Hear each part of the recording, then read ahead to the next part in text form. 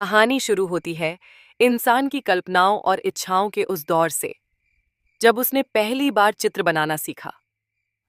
गुफाओं की दीवारों पर बने कुछ दृश्य, कहीं शिकार करते लोग तो कहीं नारी पुरुष के रूपों की झलक। यहीं से शुरू हुआ इंसान का वो सफर जहां अट्रैक्शन को आर्ट के जरिए व्यक्त किया गया। यही था पोर्नोग्राफी का सबसे पुराना रूप।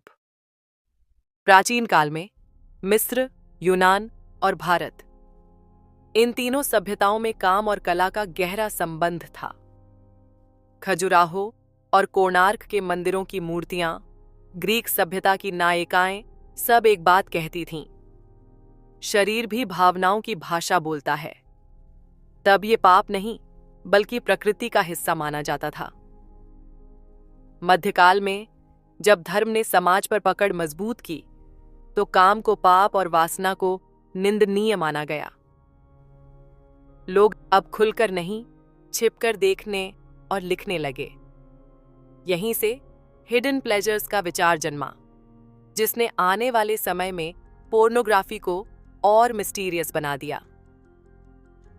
आधुनिक युग की शुरुआत 19वीं सदी में होती है, जब कैमरा बना, तस्वीरों ने बोलना शुरू किया।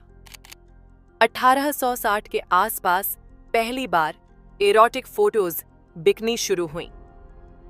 अब बढ़ते हैं 1970 के दशक के बाद की कहानी की ओर।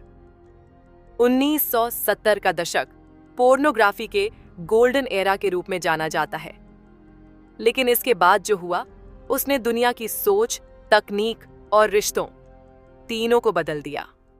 1980 VHS क्रांति, द होम ईरा। अब लोगों को सिनेमा हॉल जाने की जरूरत नहीं थी। VHS टेप्स ने पोर्न फिल्मों को हर घर तक पहुंचा दिया। पहली बार सीक्रेट प्लेजर्स आपके लिविंग रूम में आने लगा।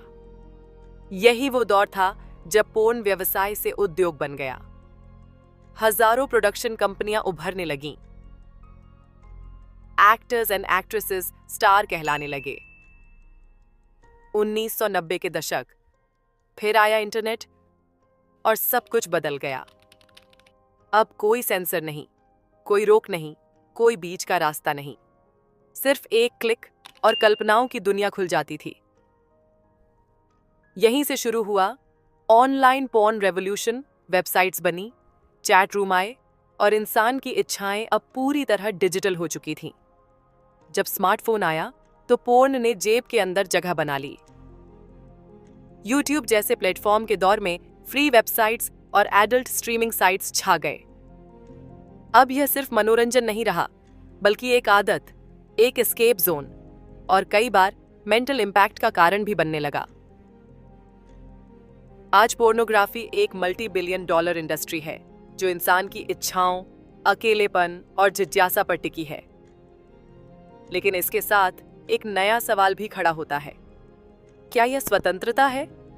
क्या यह आकर्षण की कला है या भावनाओं का बाजार?